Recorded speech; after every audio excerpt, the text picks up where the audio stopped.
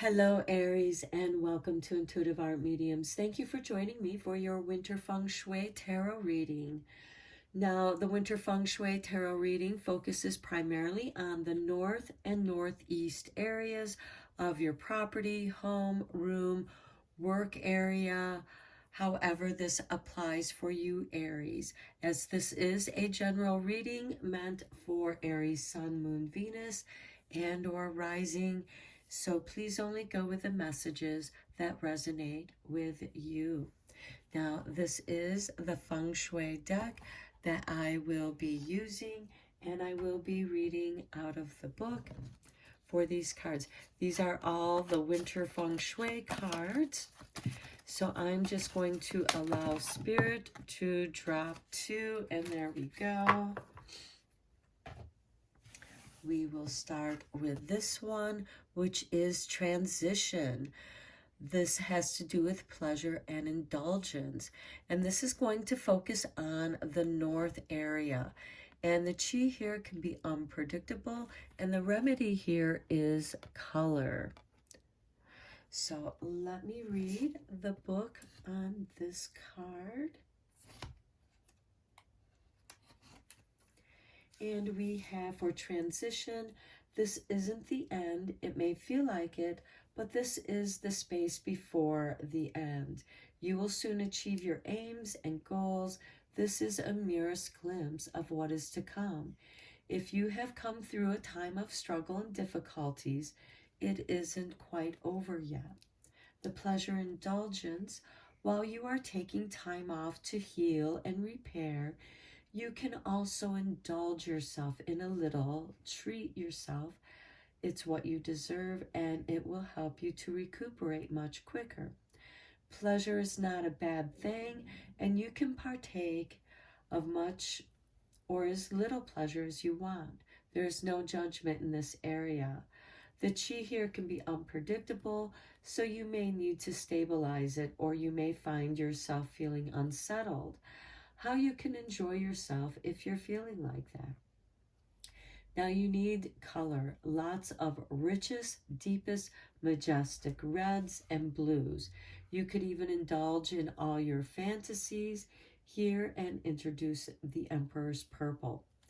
This area should be warm, dry, and devoted to your own comfort and indulgence.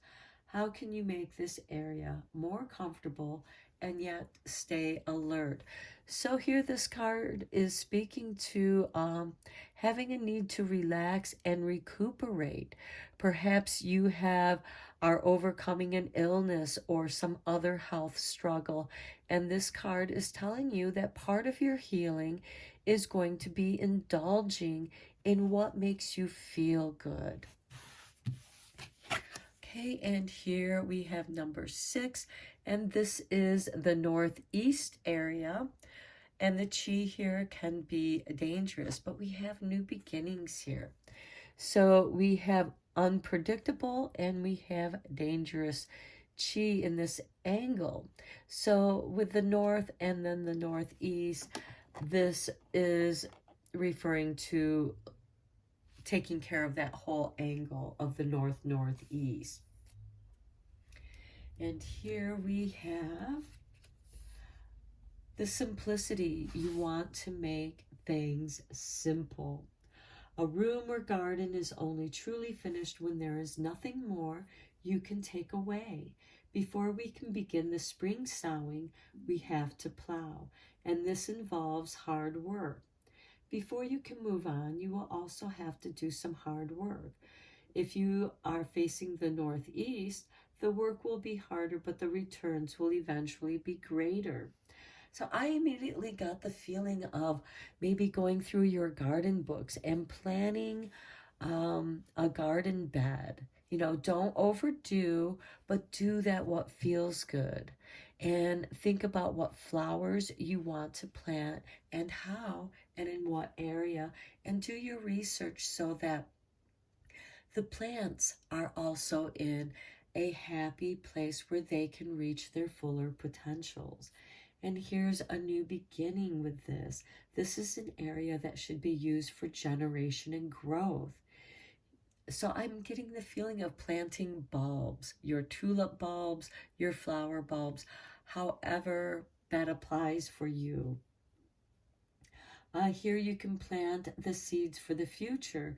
If your room or house faces south, you may find your life about to undergo rapid, exciting changes.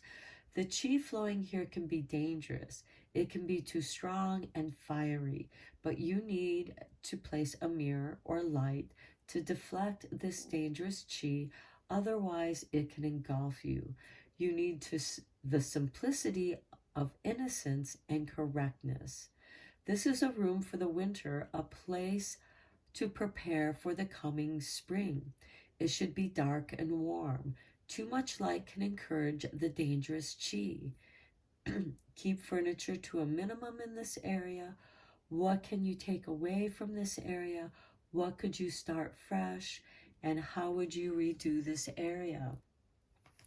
And again, I get the feeling of some creative space in this area for you, Aries, because you, Aries, of course, your cardinal sign, and when the sun enters Aries, it initiates spring.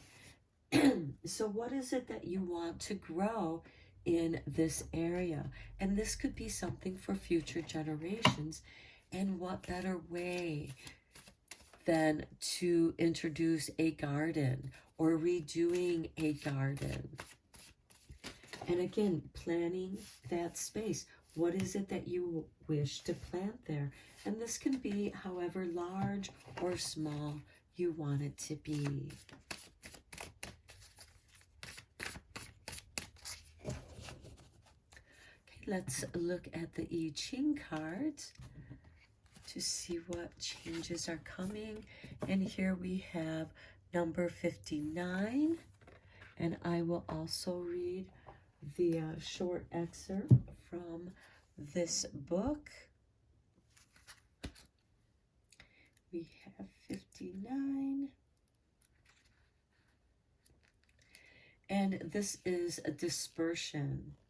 Above wind, below water, over or wind over water, obstacles gently dispersed. In spring, warm breezes blow across the frozen waters and awaken them to movement again.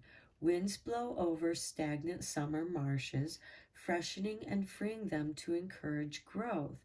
In every season, the prevailing winds act upon the waters to disperse inertia and coax them into liveliness.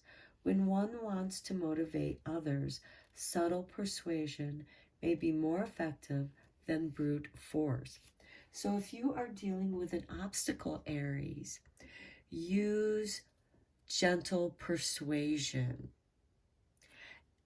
And this can be done by just simply going about your own business, doing that what gives you pleasure, and indulging in yourself to prepare for this new beginning, because Aries, you begin the astral wheel. So this to me is really coming in harmony of your true essence and freeing some of that energy, and just, perhaps by ignoring a situation, it will gently be dispersed. So let's get into your tarot reading here and go a little bit deeper here. What is going on in your world that's affecting your winter feng shui at this time, Aries? Okay, we have the Moon card.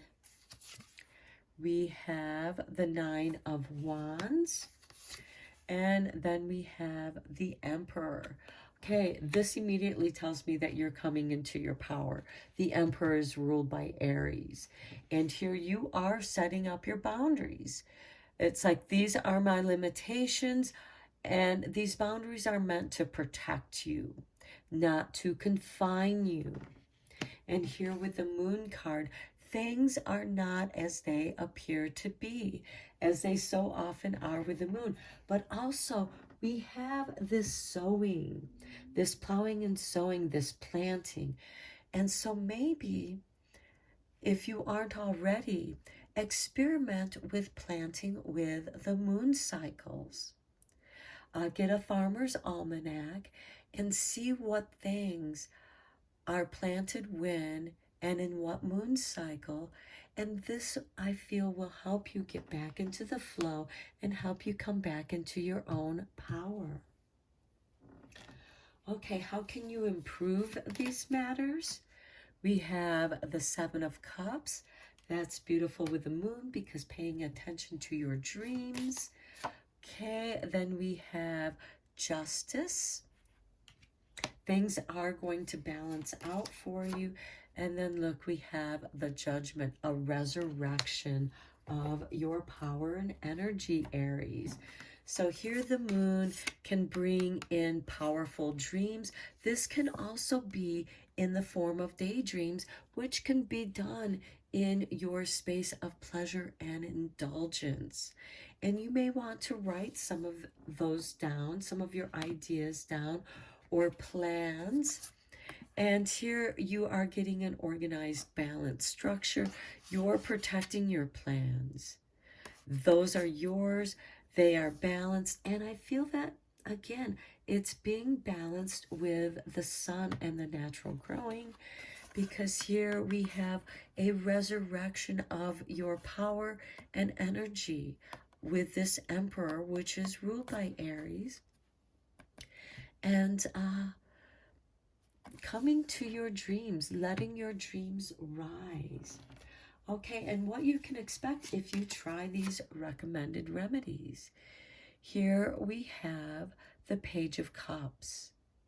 Enjoyment, celebration, feeling really good about your accomplishments.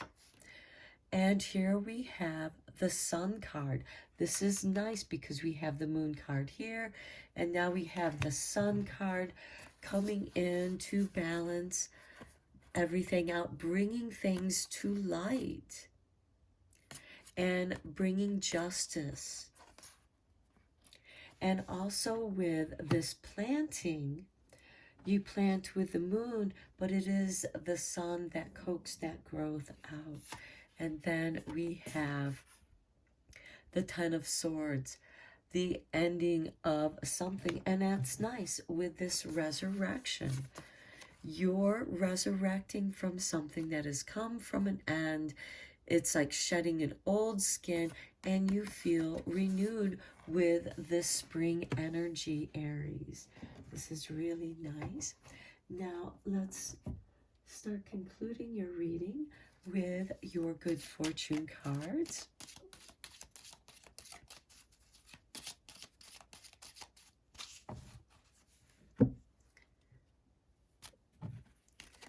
And here we have wisdom.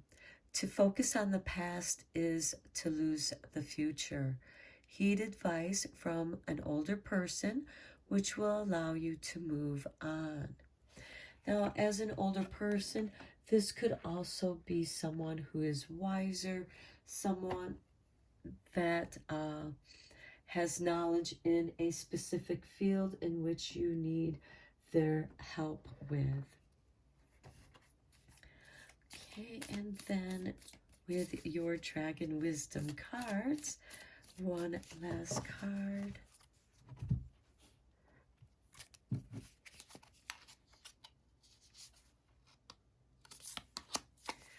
Dragon Dreams, how appropriate. When you dream, you can receive. We now send you dreams full of guidance, dreams where we can speak, unburdened by disbelief. In dreams, your true self can hear our words. Perhaps this is the wisdom that you will be receiving in your dreams. And this could be, your dreams could be affected by the moon cycles. Let yourself be inspired by those dreams, even if they are daydreams. And with this card, make sure that you are well hydrated. For some of you, Aries, I get the feeling that you're not drinking enough fluids, and this card is asking you to make sure that you are drinking in plenty of clean, fresh water, which will help clear those channels. And here you have this protection so that you can dream and balance your life. Your life is coming into a great balance. And here with the sun, there is great prosperity, hope, and protection, as well as conscious, lucid ways of moving your plans forward, manifesting them. You are entering into a new phase. Here you are receiving the blessing of the Emperor, reorganizing so that you can recover and recuperate your lost energies so that you are ready for this resurrection, this new beginning. And of course, with all new beginnings, there is a skin that needs to be shed, an ending. With every ending comes a new beginning. Okay, Aries, I hope that you enjoyed this reading. I hope that you found it helpful and beneficial. And until next time, take care.